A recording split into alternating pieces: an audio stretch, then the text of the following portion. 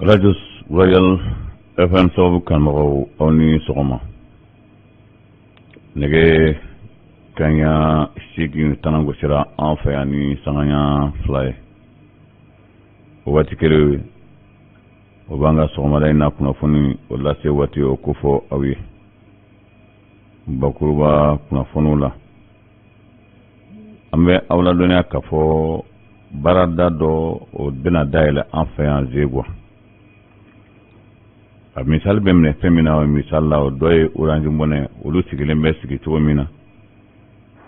Société de transfert d'argent Wave Money Mali maladɔnniya k'a fɔ dɔw bɛna yɛlɛ an fɛ yan Zegwa o de la o kɛlen bɛ ka wele bila denmisɛnninw ma minnu ni diplôme dɔ b'olu bolo. Lasigi min n'a bɛ Mali la bi Assise nationale maladɔnniya k'a fɔ a bɛ kun cɛ bi u bɛ na fɛn minnu kan u y'a bɛɛ fara ɲɔgɔn kan kunungo u bɛ tila ka a bɛɛ pɛsɛ bi ka a kɛ baarakɛminɛnba ye ko baara bɛ kɛ nin ka siɲɛ in na ni tɔw tɛna na se ka kɛɲɛ. Colonel Assimi Goïta château d'eau jibundo ka ji di adamadenw ma a château d'eau dafara 100 la kunungo a taara o baaraw da kolomo karili kɛra Kidalikaw fɛ yen dugu dɔ la Kidal. Niger jamana kan maladɔnniya k'a fɔ ŋaradaba min bɛ yen n'u b'a fɔ ma ko Musa Cogari.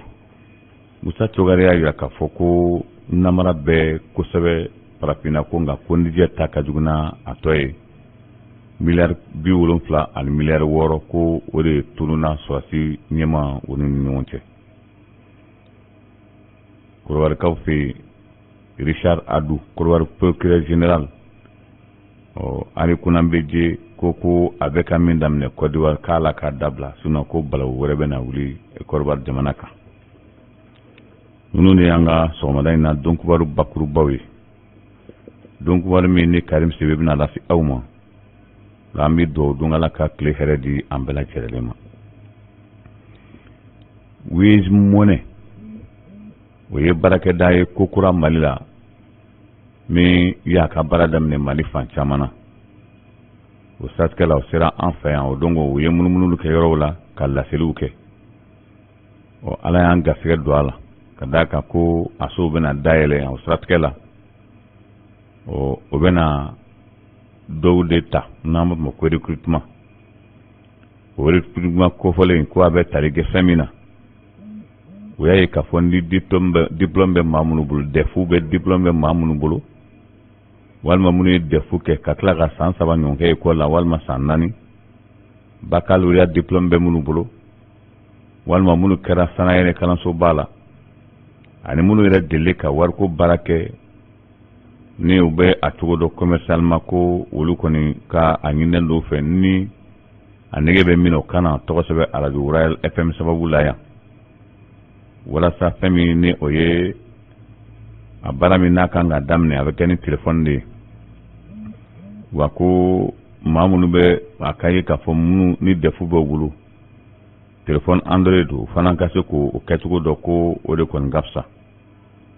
a ɲininen don o fɛ o bɛ se ka wele se téléphone numéro min ma baaraw dayɛlɛnna kabiri bi sɔgɔma dɛ kabiri kununko wulafɛ da yan fan tɔgɔ sɛbɛnli bɛ sen na k'i ka dossier labɛn ka n'a bila a bɛ se ka bila radio sababu la yan a bɛ se ka maa min wele a ka numéro kan o ye Karim Sebe yɛrɛ o numéro 79 33 65 48 walima Musa Samura ale ni Elias Kone a bɛ se k'olu wele ka numéro kan n'o ye 72 83 33 75 99 71 16 43 walima 71 61 45 19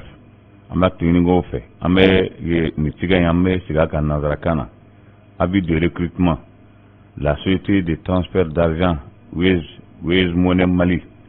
recrute les jeunes de la commune de Zegwa toute personne détenteur n'est-ce pas d'un diplôme de DEF plus 3, DEF plus 4, baccalauréat étudiant ou professionnel du domaine commercial pouvant lire et écrire, maniant facilement le téléphone Android, peuvent prendre part à ces recrutements. Les intéressés peuvent contacter les numéros suivants au plus tard le 1er janvier 2022. Tokosbel Beddan, 1er janvier Dona. Voilà, nous, Kera, Obseka, Faratoum, Benana, de Sobabulaya, Absega Karim, si vous pouvez appeler sur le numéro du directeur de la radio Sababou, qui est le 79 33 65 48, ou bien 72 83 33 75 99 71 16 43 71 61 45 19. Pamel ko ngi na peni tikaina kuna funi nasrawla biye alamsaye sigi mina be sena be kunchebi bembe na ke fendo la bi ko di colonel Asim Goita anaka gouvernement malido bena feminka wala sa u kasika abla sengelinga ko mben koina la sigi tamankera mawati la ko la sigi o ke danyo na kelenu amala dona ka foko ona anyona te kadaka kalkai mi yayi ka fo bengan fenfe manatan konnana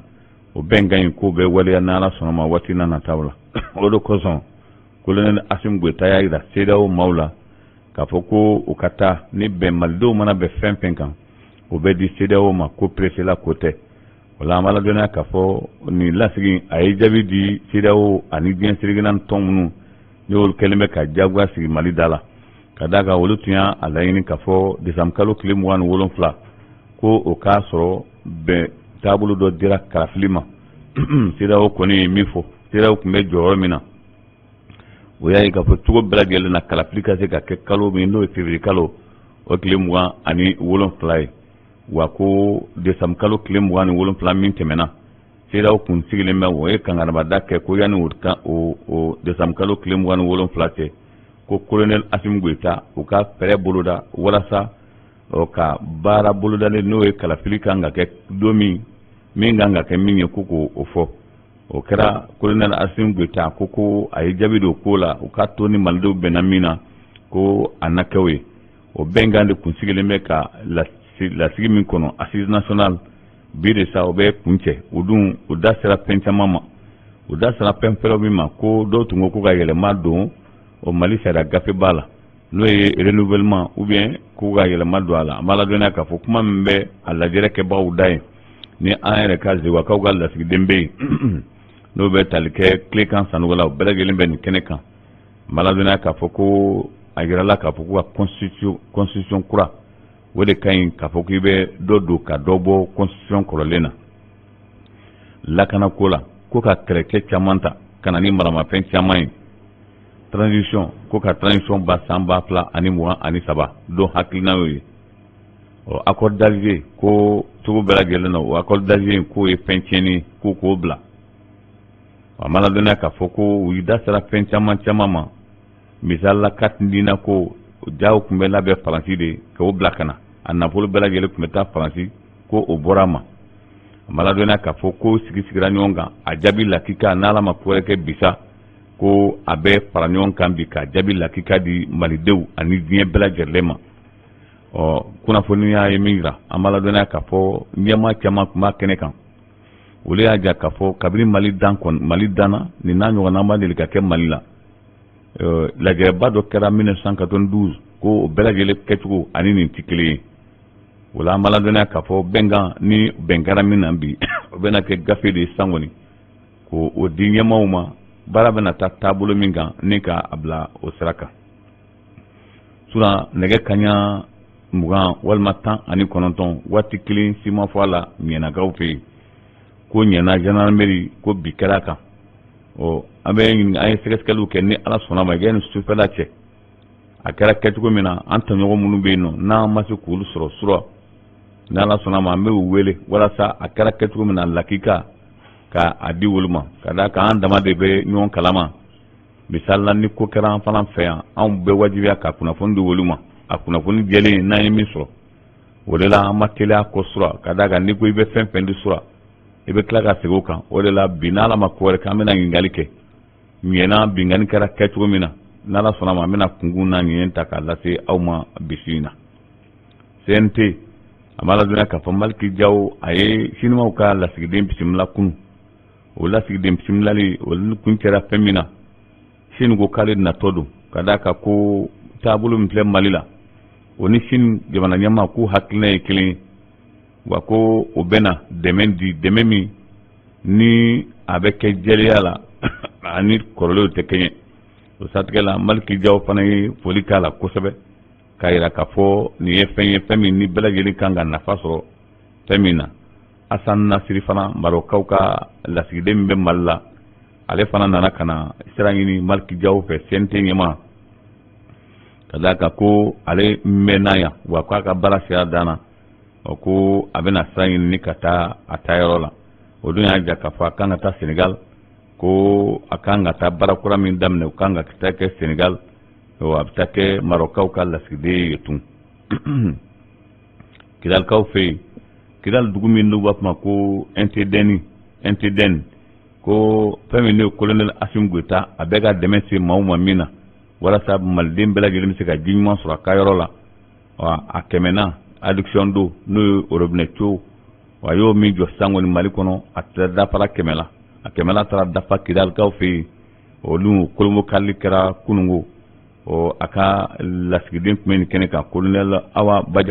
Bajalo ale men kene kan kunungo ka abonya di kidal kawma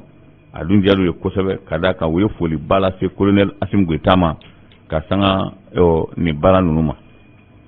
sida o yagira odongo ka fo frontière be kanga daele 1er janvier si kelengon ka kokono biye disam kalo klebi sabaye sinia a klebi saban kelen o sibiri nala sonoma beke 1er janvier amena kuna funi ngina koka si kon keleme minga mi fora sida o kon bolo ni yerema were madu ala koni ko frontière ko nganga daele a foko chamangara ni shenta o kuna funila o koni soro yoro mina we sida o yere ka kuma kanwe mi ni si keleme ka jambi kalo o klefalo o kono Niger kaw fe Musa Chongari ale mi ngale ngana da babay abeka o jelakilita ka nyesi Muhammadu Isufu mi kume jamana nyamala ani Muhammadu Bazoum mi bebi ko o kelembe ka Niger janfa ti dore ko jamana ni yurugo nyonya nala ko o jamana telaban fuy man ni balawte wa ko afferement tuyemi misala Niger napolo o milliard bi wolonfla ani milliard woro bonyongo wodo tora surasi jalatigu ni nyonte ka sanga marama pensama o milliard bi wolonfla ani woro sekeselo kera nana labami na ko ako nana to o yere dama ni nyonte a laban kera mi ka foko sekeselo mbena tanyefe jama ya ka foko atali nyefa bi gelea kadaka surasi jalatigi pempen bebi wolu yere de ako o boloda Patrice Talon ko politique na nasrado abi komi mo adama de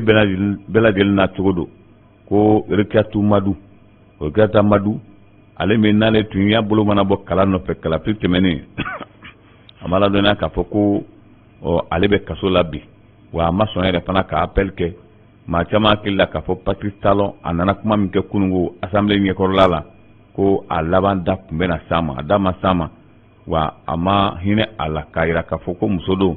o makala bibi na kon Patrice Talon ayaga la silu ke ki sinzin krengren yala teroziko wole koninka Richard Adu korwal ka procureur général ale kuna foni min bo labaina ko kala film min kera samba fla animuga na kera sababu ya Alassane Dramane Ouattara manda soro ko fagali min kera la ko ka tigi ngini o tigi ngini ko ale koni ma keme fla anima biwolon fla di nomne lino o kuma min fora PDC ale kuna mbeji ajabi kunu ko Richard Adu ko abe ni mi bara ina nala sonama ko alaba mena kemi ko aba ayayini ni kola ko na be fe ka tien soro munu kera sababu ye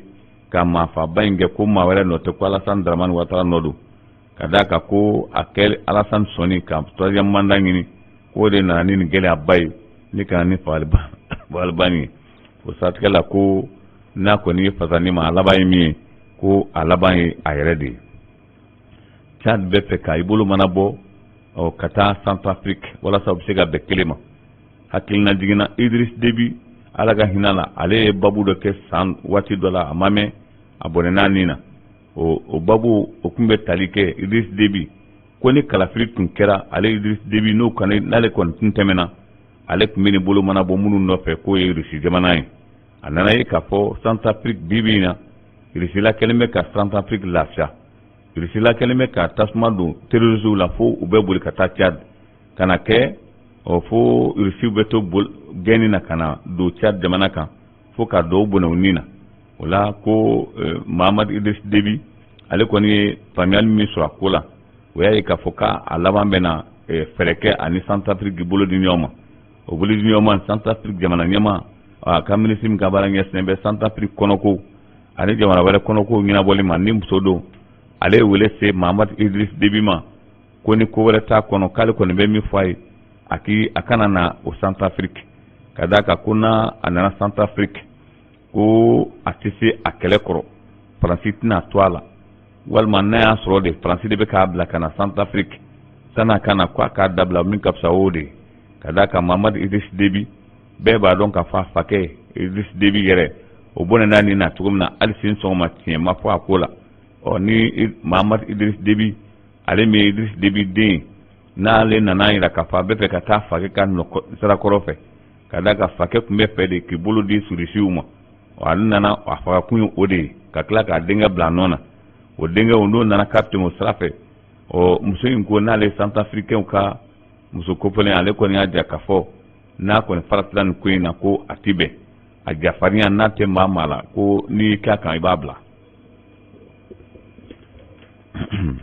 société de transfert d'argent Waze monnaie Mali ere ako ni jekulu